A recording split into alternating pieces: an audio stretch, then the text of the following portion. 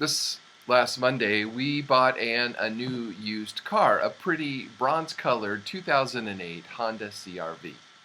Her speedy Civic was hit and totaled a month ago by a guy running a red light on Friendly. Anne was fine. I was more shaken up than she. This week, Anne was at work on Mondays when I picked up the car, which had no license plates, not even a dealer temp one. I drove it to the DMV to pay the tax and title and get new plates. As it turned out, I didn't have the correct proof of insurance form, so no new tag for me that day.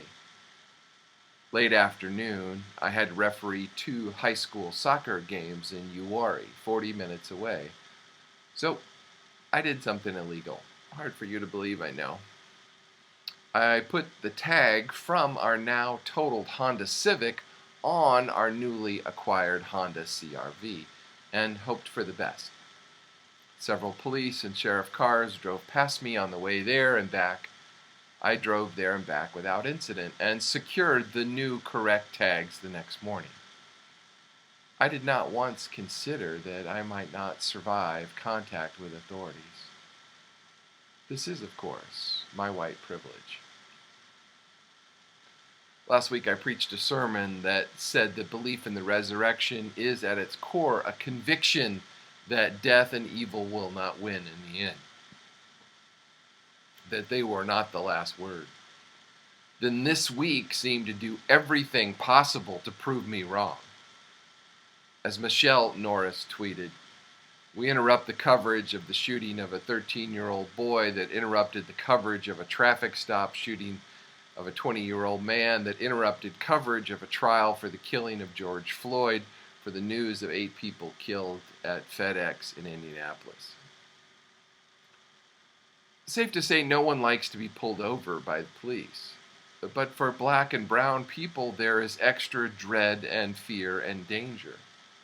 The shocking video of a black Army officer in uniform being held at gunpoint and pepper sprayed by police during a traffic stop in Virginia, and the fatal shooting of another black man by police in Minnesota who stopped him because of expired tags on his car, once again spotlight problems in how police treat people of color and the need for fundamental changes in how police operate.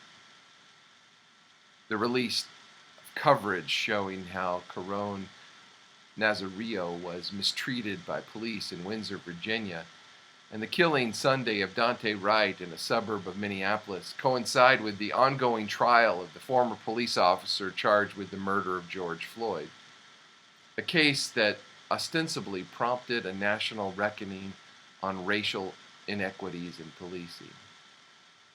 Has nothing been learned from that tragedy? Why are these things continually happening?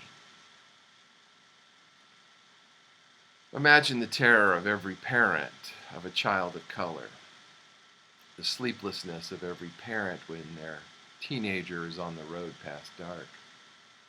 It was Rydell Harrison, who was my colleague here at College Park for many years, who woke me to the depth of the conversations that he and Monica had to have regularly with their sons on how to survive a traffic stop. They role-played how to do that correctly. I taught my 3 what to do when stopped, but I never once considered that they might not survive one. Let me just say, too, that the media needs to quit showing these deaths on TV on repeat. More than 2 weeks after a Chicago police officer shot and killed 13-year-old Adam Toledano, the police released a graphic video showing the police officer chasing Adam through an alley, ordering him to stop, and showing his hands. Adam appears to stop at the opening in a fence, turn and raise his hand as the officer fires once, striking him in the chest. Sure, we need to show how to make more people aware how common violence is against people of color. But these images of the murder of black and brown people play like pornographic snuff films. Our young people should not see what is being done to black bodies, which is already too prevalent in U.S. culture. So we begin this week in some national grief again, coupled with more mass shootings that are hardly a blip on our radar, but continuing to break off little pieces of our souls. Not only grieving the continual killing of people of color by persons pledged to protect and serve, and the murder of 2 trans women in Charlotte, but also the 565,000 deaths to COVID that are increasing at more than 1,000 a day.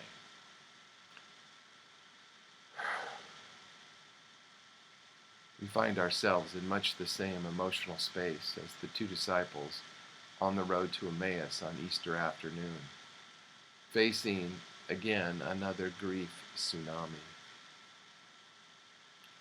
The 24th chapter of Luke begins there on the precipice of life and death, that gingerly balanced place called early dawn, where dark and light spar with each other before light finally emerges victorious. The 23rd chapter ends in full darkness with the death of the one whom they thought would save them, the tomb closed up, the quiet Shabbat surrounding those who dressed his body. Hope was lost in that death-filled darkness. Chapter 24 begins with just a glimmer of hope as the morning sun rises over the empty tomb.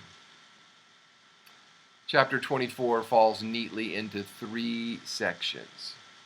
It starts with that Easter morning story of the empty tomb and the beings in dazzling clothes who sent the women away with the news. The chapter ends in Bethany with a blessing from Jesus as he is carried out from heaven, from earth to heaven. I've often wondered if Jesus called to his disciples as he ascended, saying, "Hey, I can see my house from here." But here in the middle is this story about these 2 travelers who set out for Emmaus. Luke doesn't tell us why are they going, what their agenda is, why they've left Jerusalem. Maybe they've left in fear, maybe in despair, maybe because they don't know what to do now that everything has changed. On the road, they meet this stranger, and I can't help but wonder if he seems a little bit familiar to them. Like maybe they've met him somewhere, but they can't quite place it as they walk along. So the 3 of them talk as they walk, and the 2 travelers don't seem to understand what has happened, and the stranger tries to tell them. But before they know it, they've arrived where they're going. It's late, so they invite him to come in and eat with them, and he accepts, though it turns out he may have been the one doing the inviting all along. Surely, when they sit down to eat, it starts to come back to them where they have met this stranger before. Surely, when they start to remember other meals that they've shared together, the bread and fish picnic where the 5,000 were fed,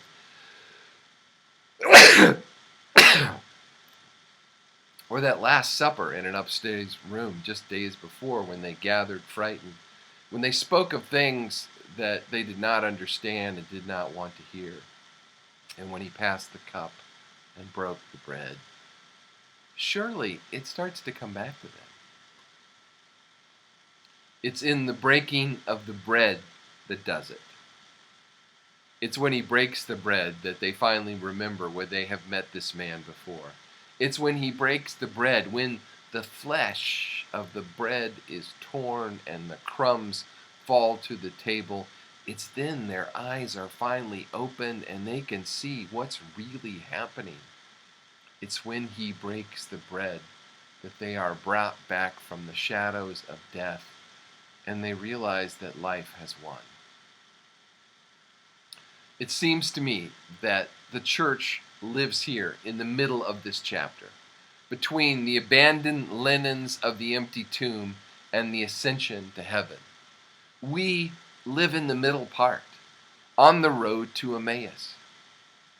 I know we celebrate the birthday of the church on that fiery festival of Pentecost, but I think the church is born here, broken open with the breaking of the bread. We weren't there that Easter morning. We didn't see the rolled away stone or hear the women tell the story. And the great mystery of the afterlife lies far off, in comprehension, at least, if not in time.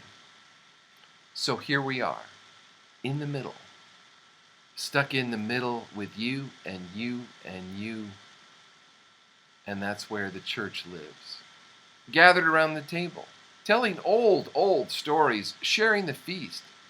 It's in the scriptures and the table that the story breaks open for us, and we realize again that life has won.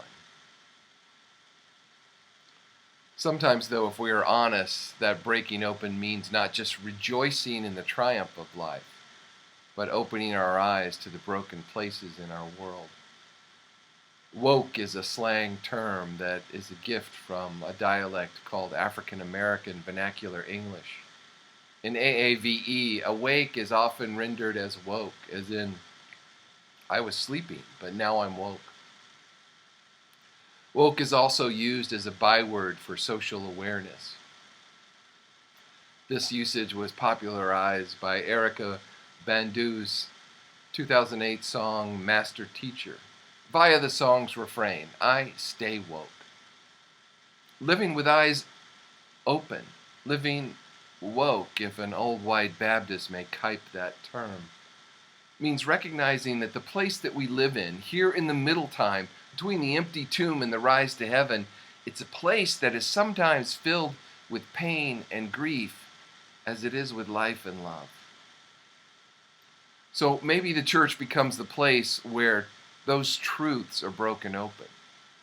With eyes open, we can see that there is too much injustice in the world, too much pain. With eyes open, we can see that there are too many hungry, too many left outside in the cold, too many strangers not welcome at the table. During this hard time, we need to remember that Christianity is built for hard times. When life knocks us down, we need to remember what we believe. This is the time to take Jesus seriously. Frederick Buechner writes, we want to know who Jesus is before we follow him, and that's understandable enough, except that the truth of the matter is it's only by following first him that we can begin to find out who he really is.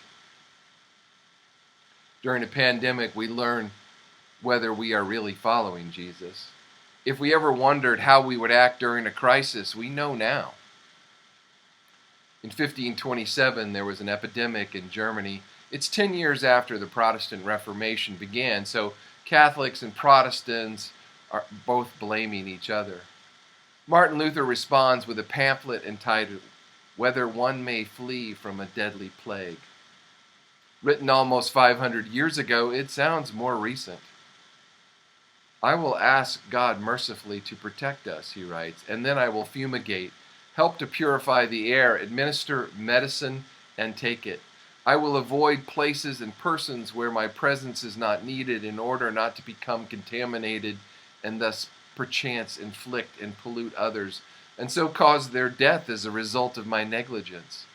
If I should die, I have done what God expected of me, and so I am not responsible for either my own death or the death of others. If my neighbor needs me, however, I will not avoid going place or person, but will go freely.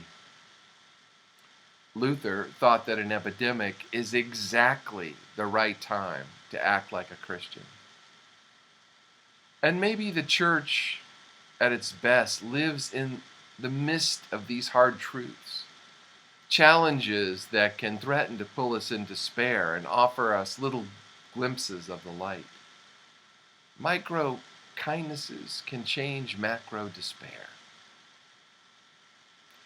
Friday afternoon, I stopped by the church building and I found Lynn working and Jerry Elkins playing with Raya and Marin on our playground. All three were laughing with delight. It reminded me of a morning so many years ago when I first realized that I was in the right place. One Sunday morning, 27 years ago, we were gathered in the fellowship hall. You remember that place? For a promotional breakfast, which we have every fall.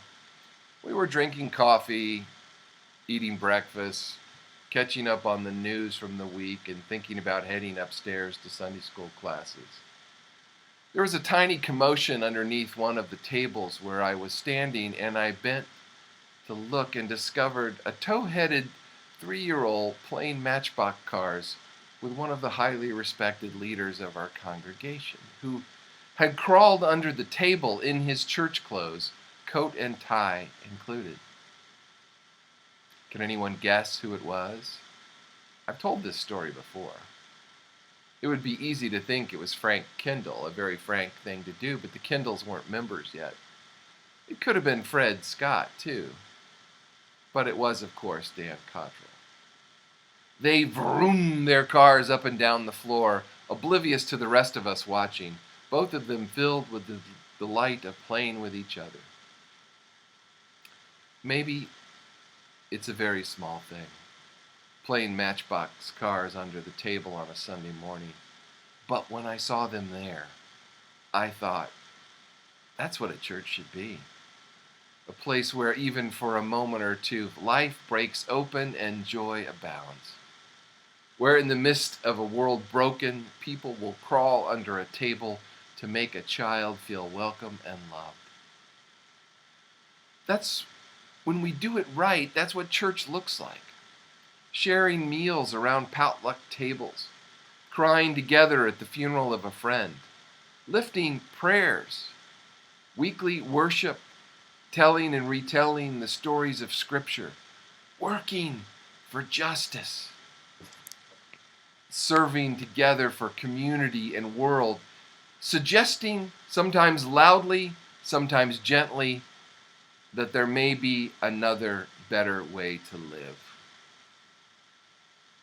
That's where the church lives, I think, in this world that is far too broken.